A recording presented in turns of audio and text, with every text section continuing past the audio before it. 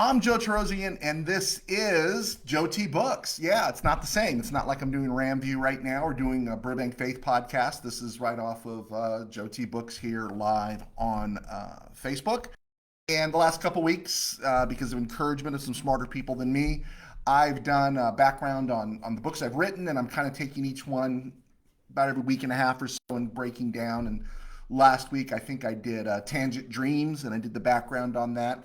And today, I'm going to do the background for The Pastor Who Couldn't Wait for Christmas to Be Over. It came out about a week ago in ebook form, and then it came out in a hard copy just a couple days ago. And I know it's a little bit late for a Christmas gift. You know, it might not arrive on time unless you got Amazon Prime, but it is still a cool Christmas gift. It's shorter than my other books, and but I wanted to give some background on this book, and because right now I'm getting a good response, I'm getting a lot of support from folks, and I just want to say thank you. I wrote the initial 30 pages of this book in the late 90s. Like a lot of my books, I kind of like laid down an outline for them, or just a short maybe synopsis, not in the clinical sense, but just stuff so I would never forget them. Because in those days, I was working as a youth pastor, then I became a senior pastor, then I was working at Mid Valley News, Mid Valley Sports.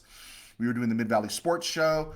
I'm still involved with camps, and it was quite a journey to finish some of the books I've written. I kind of like opened to begin, but I've never had a chance to finish. And so I started writing this book late 90s. I just came in just every once in a while. I'd tap something out and just hold on to it. And every once in a while, I'd go back to it. I remember specifically when I was doing this, it was the end of Thanksgiving. And what inspired that was, you know, there's Thanksgiving and everything's great. And then when you're cleaning up, everything's getting cleaned up. I never had fear of Black Friday because I never went out shopping. But as I was cleaning up, I felt this gulp go down through my system, and it wasn't indigestion. It was what I was considering in terms of everything that was in front of me for the next month, because right after Thanksgiving, we moved into the Christmas season. And, you know, the multiple banquets and dinners and parties and fiestas and festivals at every level, from the zone to the district to your spouse's dinner and to all those things that you had to do. And besides programs and plays and cantatas and everything, and the setups and the teardowns, and I was just like dreading it. And so that's when I started banging out just some thoughts about this. I put it away, and then I'd look at it on occasion and think, oh, that'd be fun to finish this someday. It was never driving me. But as time passed, one of the things that happened with me is I began collecting stories, and I realized my Christmas stories weren't unique. They didn't just happen to me, you know, they happened to everybody. And that's one of the things I put in the author's note, is that, you know, individuals and characters aren't unique to any one church, and neither are things that happen bad at Christmas. You know, you say, oh, spotlight went out. Oh, that's happened to me, you know. And so I began collecting all these stories and hearing from other pastors from other churches, and they were funny, and some of them were awful, and I just had to put it down. So I kind of incorporated it into some of my stuff. And the original title, when I tapped out the original 30 pages, was called On a Clear Day You Could See Catalina.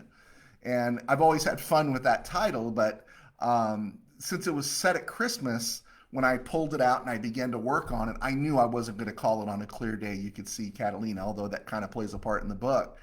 Because I wanted Christmas in the title. But then, how are you going to do a Christmas title that doesn't sound like a Hallmark movie?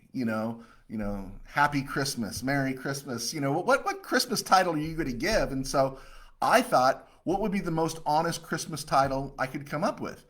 And it was, you know, The Pastor Who Couldn't Wait for Christmas to Be Over, right? And because you just want to get through it sometimes. That's so tragic about Christmas, right? That you want to get through it. And I find as the years go on, the theological roots of Christmas are so powerful that I don't want to just get through it. I want to absorb it. I want to suck it all in. I love the Christmas season. I'm for Christmas music starting in October, and I'm for a permanent Christmas music channel on Sirius XM all year round. I love Christmas music because, you know, you can keep your, you know, some of your Mariah and some of your, George Michael stuff. I'm talking the old hymns. There's such great theology in them, but I digress. Um, if I ever write a biography, which is a long shot, very long shot, it's like the WNBA being interesting, I probably would title it On a Clear Day You Can See Catalina, because it'd be a great title, right? I love that title. Someone asked me, they said, Joe, you should write a book someday. And I said, oh, I've got the title. And they said, you've already written it? And I'd say, no, I just got the title. And it was On a Clear Day You Can See Catalina. My fear for this book, I'll hold it up again. My fear for this book was that as I wrote it, I knew I was going to put it out. I knew we were going to publish it, and I knew I was going to have the good title here. But my fear was people were going to be thinking that I was writing strictly about me and my experiences as youth pastor at Temple City NAS for 11 years. And I get it. I understand why, but it's not true. The things we did at TC NAS, I found out 80% of the other churches did something just like it or similar, right? And there were the same stresses. There were the same personalities, So this book is everything I experienced and heard in my career, but also everything I've experienced or ever heard late at night, hanging out with youth pastors or friends, or at second dessert at camp. And, you need to come to Granite Ridge and understand what second dessert is, right? And all those stories, I kind of edited them down. And the one thing I wanted to say too is I don't list my books as sequels or part of a series or anything like that, because I want freedom to tell stories, and again, to get books off my brain that aren't all connected, right? So outside of my football books and the devotional I wrote, the football books I wrote are Tangent Dreams and Temple City Company of the Ages, and I think my next book will be a football book. I've also written a devotional, Faith Views, a compilation of devotionals that I wrote for Burbank Faith. Everything else that I've written is in the same universe, if that makes sense. So when you read The Dead Bug Tales, which is my favorite book, and I'm going to be breaking this down in a few weeks, is The Dead Bug Tales is a week at camp. It has over 20 characters in it, and it's literally just a week at camp. There's no major through line. It's just what happens at camp, what happens before camp, during camp, and after camp. And so some of the characters in that book start appearing in my other work, stuff like The Dark Norm, Sin Virus, and of course, The Pastor Who Couldn't Wait for Christmas. And actually, since this book was the first one, Russ Moyer appears in this one, and then he also is mentioned in Sin Virus, and then in one of my short stories called Breeze, which is not in hard copy or soft copy anywhere. It's just a Kindle short story. You can get it on Amazon. Russ Moyer, the lead character in this book, The Pastor Who Couldn't Wait for Christmas to Be Over, he appears also in Breeze. And he's not my Dirk Pitt, he's not my James Bond. I have other characters that appear, but those are just the threads in the universe I created, in the sense that it's easier to keep track of. And so I wanted to get that across. I do encourage you, go get Breeze, go get Joy to the Langs, which is my Christmas short story, which does have a connection going all the way back to Dead Bug Tales and even Sin Virus. And so you can get all those on Amazon right now. For those that complain my books are too long, right? I get the complaint, 500 pages, Dead Bug Tales, 500 pages for Sin Virus. Now, if you know my writing style, I write in short paragraphs because I like pages turned and be breezy. When we were kids and we had to read all those old works from the 19th century, the reason pages and pages were one paragraph was because they were trying to save space.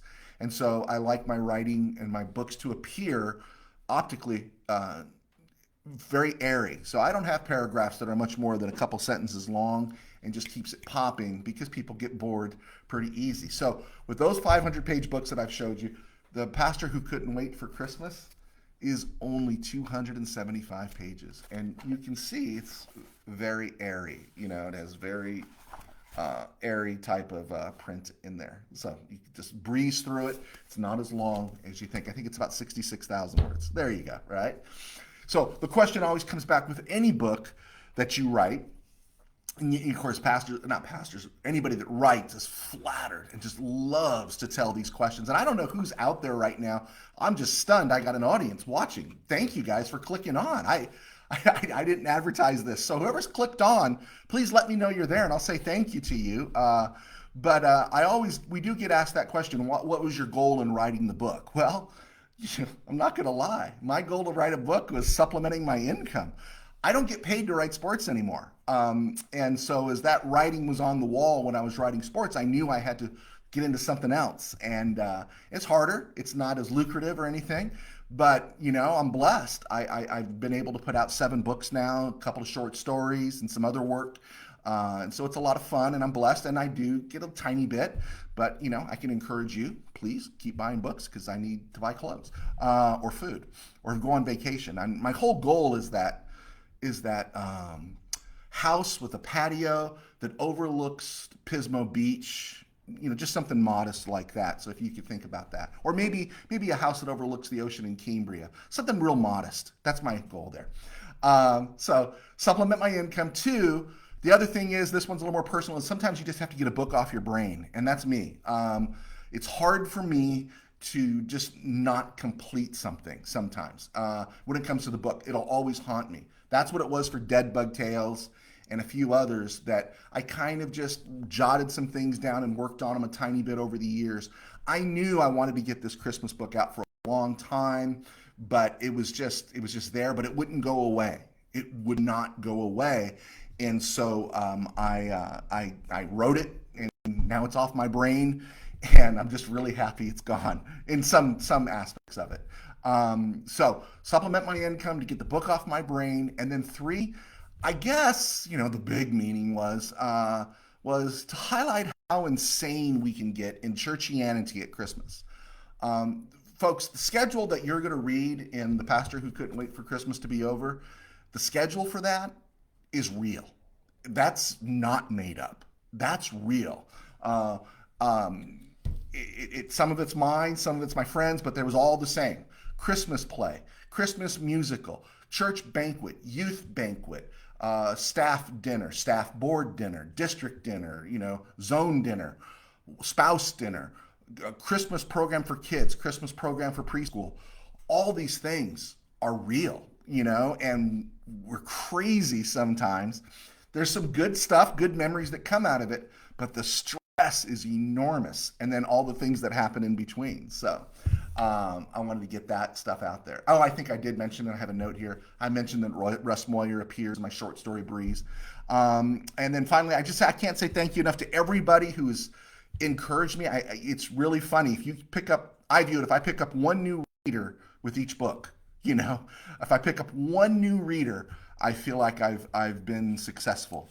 So thank you so much. I can't say enough to my friend Steve Cobbs, who spent a lot of those late nights with me as a youth pastor and shared some of those experiences and is still working in ministry out there in Victorville and teaching as well. He knows some of those stories. And so I've taken all those stories, and he wrote a great foreword for me. And he didn't make any mention of biscuits. And that's our joke. And then, of course, the awesome work of Pat Cherry. I mean, I'm blessed. Now, I do the independent publishing myself because I don't like my stories changed. I probably would have more credibility if I did everything that some of the publishers wanted, But it's really hard to write a story you don't believe in. Just like it's hard to write a sermon and preach it if you don't believe in it. And it was really hard my last few years at the paper because they didn't want football anymore, which we knew moved the boat. My last few years at the paper, they wanted stories about badminton and volleyball and things that don't move the needle. And it was really hard work because you just didn't have the same passion for it. And so in that sense, I have to just write what's in me. And so I do my own independent publishing. But the thing I don't do is I don't use the cover creators and generators that the company offers me. I go and I get the best one out there, and that's Pat Cherry. Pat Cherry did the cover for this. Pat Cherry did the cover for Dead Bug Tales. One of my awesome ones here is Sin Virus. If you really just look at the detail, there's a little skull in there as well, and you see the details that he puts in the watermark. Tangent Dreams is an awesome watermark in there. And then, he took the Dark Norm and we use this for one of my old annuals at El Monte High School, and he just does a fantastic job. And if you get a chance, I don't have the book near me right now, but if you get a chance, take a peek at the cover for Faith Views and the storm and the lightning and the individual walking towards it, as well as Tangent Dreams. Now, I say that because Pat's like the best, and when I write a short story, because for budget, Joy to the Langs and Breeze and some of the other stuff I've posted, those are just cover creators because I'm trying to do it at cost. Everything I do, I treat it like a business and such. So anyway, I wanted to say thank you. I probably scared a few people off going too long, but thank you so much for the support. And again, Pastor Who Couldn't Wait for Christmas is on ebook. It's also available at Amazon for $16.99, and it's available a few other places. But those other places, you can check on Barnes & Noble and stuff. I did expanded coverage, sales and stuff, but you can check it out. And if you've read any of my books, thank you. And if you could do me one small favor, if you could leave a review, that would be great. And or take pictures of it, and they make great stocking stuffers. There you go. All right, because you could celebrate Christmas up to January 6th. So, all right, folks. I feel like I need to pray, but I'm not going to pray here. God bless. Thank you so much. I will see you soon.